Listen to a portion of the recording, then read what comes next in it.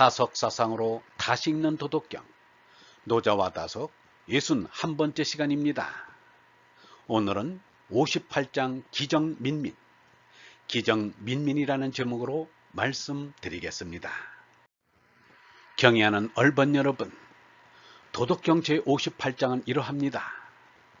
기정민민 기민순순, 다스리는 이는 캄캄하나 백성은 밝고 밝다. 기정찰찰 기민결결, 그 다스리는 이가 쌀쌀맞으면 그 백성은 쩔쩔맨다. 화해복지소이, 화로다. 그러나 화뒤의 복이 기대인 바다. 복해화지소복, 복이로다. 그러나 복 속에 화가 엎드려 있다. 숙지기급, 누가 아는가? 한마루에는 기무정야, 발음도 틀림도 없는 것을. 정부 위기, 세상에는 발음이 다시 이상하게 되고 선부 위요, 착함이 다시 요사하게 되니 인짐이 길고구, 사람들이 미혹에 빠진 날이 이미 오래되었다.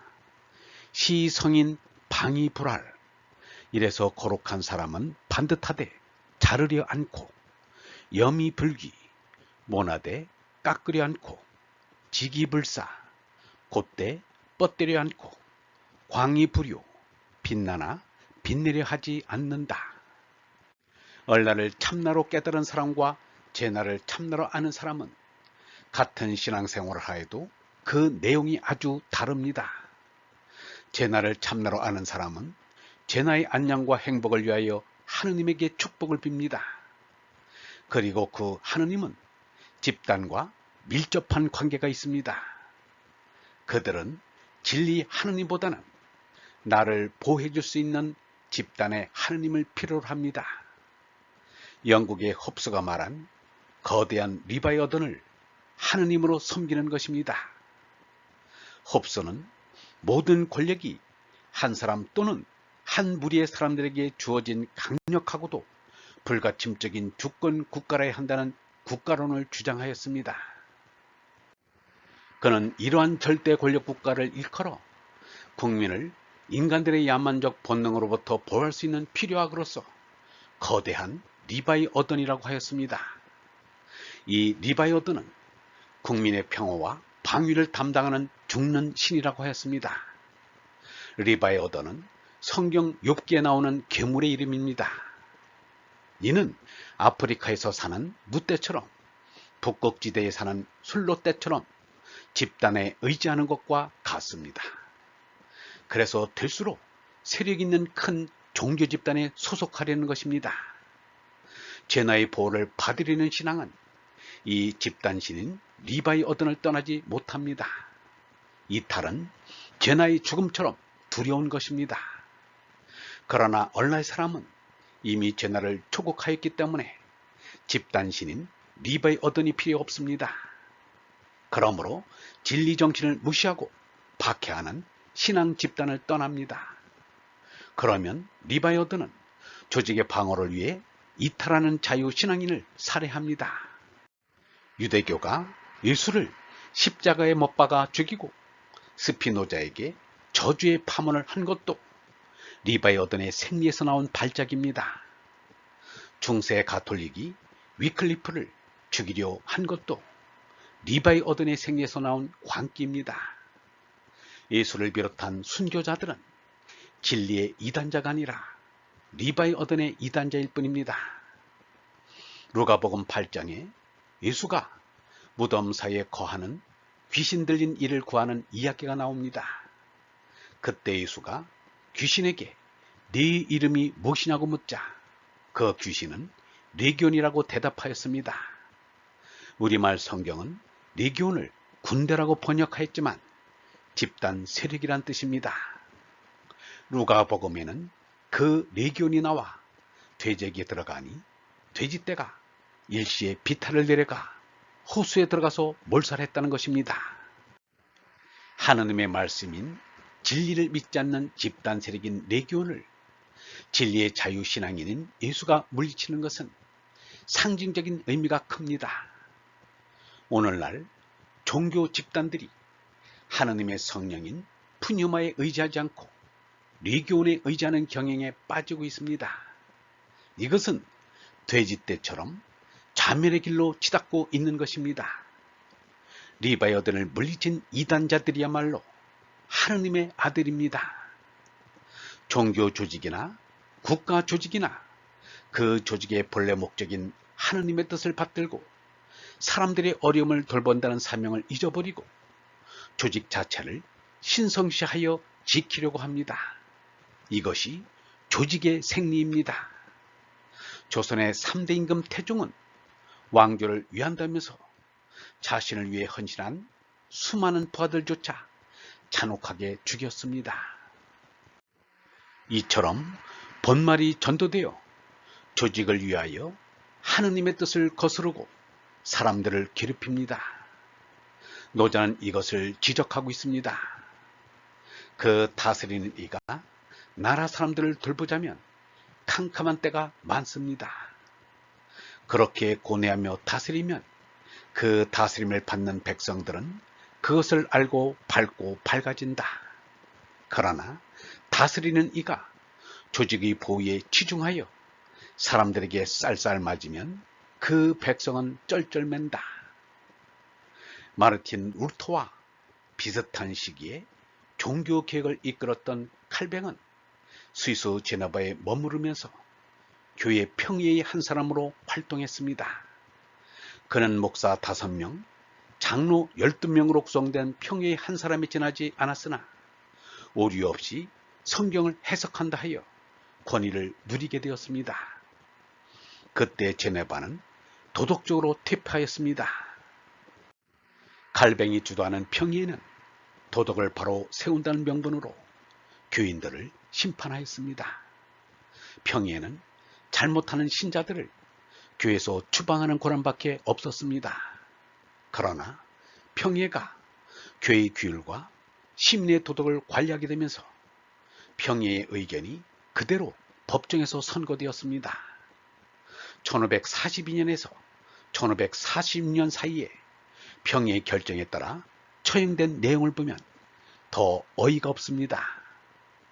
염소 우는 소리를 듣고서 염소가 아름다운 시편을 읊는다라고 말한 것이 죄가 되어 3개월간 추방형을 받았습니다. 목사의 설교를 듣다가 웃었다고 3개월의 금교형을 받았습니다. 춤을 췄다고 처벌을 받았습니다. 마녀로 몰린 여자들이 처형되었습니다. 부모를 때린 소녀가 참수형을 받았습니다. 빅토르 위고가 지은 소설 레미제라블의 주인공 장발장은 무식하고 가난한 시골 사람이었습니다. 자신이 부양해야 하는 누이의 아이들이 굶주리자 그들에게 먹이고자 빵 한 덩이를 훔칩니다. 그 죄로 죄수가 된 장발장은 탈옥한 죄가 추가되어 19년 동안 감옥살이를 하게 됩니다. 형사 자베르가 찰찰하여 장발장은 결결하였습니다. 반면에 미리엘 주교가 장발장에게 민민하게 대하자 장발장도 순순하게 되었습니다. 형사 자베르는 공무집행이라는 미명 아래 자기가 평생을 두고 괴롭혀온 장발장으로부터 오히려 생명을 구원받는 은혜를 입자 벼룩도 낯짝이 있는지라 민망스럽다 못해 자살을 하였습니다. 예수는 마음에 음욕을 품었다면 이미 가늠한 것이나 마찬가지라고 했을 만큼 차원 높은 도덕주의자였지만 가늠하다 그 자리에서 들켜 붙잡혀온 여인을 한없이 너그러운 자비의 마음으로 용서하였습니다. 성경을 오류 없이 해석한다고 인정받은 칼뱅은 7번뿐 아니라 7번씩 70번이라도 용서해라 라는 예수의 가르침을 어떻게 읽었는지 모르겠습니다. 화로다. 그러나 화 뒤에 복이 기대인 바다. 복이로다. 그러나 복 속에 화가 엎드려 있다. 사람이 학교에서 공부를 하면 수업시간 뒤에 휴식시간이 있고 휴식시간 뒤에는 수업시간이 뒤따라 있습니다. 사람은 사는 동안에 세상에서 말하는 화복의 시간을 수없이 겪게 됩니다. 그 화복의 시간은 수업 시간, 휴식 시간과 같은 것입니다. 인생이란 학교입니다. 수업을 받다가도 휴식이 필요합니다. 휴식이 끝나면 다시 수업을 받아야 합니다. 수업 시간만 이어질 수도 없고 휴식 시간만 이어져도 안 됩니다. 사람들이 복만 달라는 것은 철없는 어린이가 수업은 하지 말고 놀게만 해달라는 것과 같습니다. 수업 시간은 고달프기도 하지만 수업을 통해서 우리는 정신적으로 자랄 수 있습니다. 파스칼은 39세의 나이에 요절했는데 말년에 날로 깊어가는 결핵에 시달렸습니다. 주변 사람들은 병고와 악전고투하는 파스칼을 안타까워하였습니다. 그러자 파스칼은 오히려 주변에서 자신의 병을 걱정하는 이들을 위로하였습니다. 병은 그리스도인에게는 문제도 안 됩니다. 병은 도리어 사람에게 고통을 견디는 가운데 모든 육신의 안락과 쾌락을 끊게 할 수 있습니다. 언제나 죽음을 기다리면서 야심도 욕심도 없이 사람을 평생 따르던 모든 정욕을 끊을 수가 있습니다. 이렇게 되면 복이 아니요 화가 아닌 것입니다. 참나인 얼생명을 깨닫는데 도움이 됩니다. 세상 사람들의 눈으로 보는 화복과는 상관없이 그것이 참된 축복인 것입니다. 유영모는 이런 말을 하였습니다. 좀 참혹한 이야기인지 모르나 사람이란 세상에서 최후의 불행을 할 수 있는 호라비가 되어보아야 신앙을 알기 시작한다. 연애하고 결혼하고 자식 낳고 할 때는 바로 알기 어렵다. 호라비가 된 뒤에 하느님을 믿으라는 말은 못할 말이지만 어떤 사람은 장가를 갔다가 아내가 죽자 아내를 따라갈 수 없으니 신부가 되었다. 이 정도의 생각을 하게 되면 환이 복이니 말할 필요가 없습니다. 화 속에서 복을 보고 복 속에서 화를 내다보는 세옹의 지혜로 만족할 것이 아닙니다. 사 속에서 생을 보고 생 속에서 사를 내다보는 동이 되어야 합니다. 세상에는 바람이 다시 이상하게 되고 착함이 다시 요사하게 되니 사람들이 미혹에 빠질 날이 이미 오래되었다. 예수도 이와 비슷한 말을 하였습니다. 더러운 악령이 어떤 사람 안에 들어있다가 거기서 나오면 물 없는 광에서 쉼터를 찾아 헤맨다. 그러다가 찾지 못하면 전에 있던 집으로 되돌아가야지 하면서 돌아간다. 그리고 그 집이 말끔히 치워지고 잘 정돈되어 있는 것을 보고는 다시 나와 자기보다 더 흉악한 악령 7을 데리고 들어가 자리 잡고 살게 된다. 그러면 그 사람의 형편은 처음보다 더 비참하게 된다.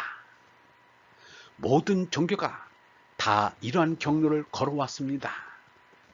모든 종교사는 한편으로 그 종교의 타락사이기도 합니다. 예수와 석가는 이미 이것을 내다보고 있었습니다. 그러나 사람들은 예수 이름이 붙었다고 부처 이름이 걸렸다고 모여듭니다. 적지 않은 종교단체가 이미 예수와 석가의 진리정신을 내다버린 지 오래되었습니다. 이것은 이 사람이 하는 말이 아닙니다. 스님의 입에서 목사의 입에서 나오는 소리입니다. 아직도 그러한 스님이나 목사가 있는 것을 보니 아주 망한 것은 아닌가 봅니다. 옛 성인들은 다른 사람이 아닙니다. 바른 소리를 한 사람입니다. 바른 소리를 하자면 자신이 반듯해야 하고 모가 나야 하고 돋아야 하고 빛나야 합니다. 노자 자신도 나 홀로 사람들과 다르다라고 하였습니다. 그러나 이것은 제 나를 드러내자는 것이 아니라 얼라를 드러내기 위한 것입니다. 반듯하지 않고 모나지 않고 곧지 않고 빛나지 않았으면 예수가 십자가에 못 박혀 죽지 않았을 것이고 마하트마 간디는 총탄에 저격당하지 않았을 것입니다. 그러나 나는 진리 되시는 하나님을 증거하다가 죽기 위해서 왔다는 것입니다. 제 나로 더 살기 위해서 반듯한 것을 일부러 비뚤게 자르고 모난 것을 깎아 없애거나 하지 않는다.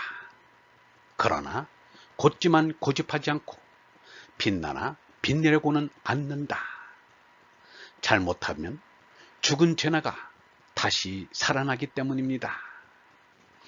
홀로 서기를 두려워하지 않는 얼번 여러분, 종교 조직이란 리바이 어든에 이속되기보다는 차라리 홀로 서서 하늘을 우러러 살아갑시다.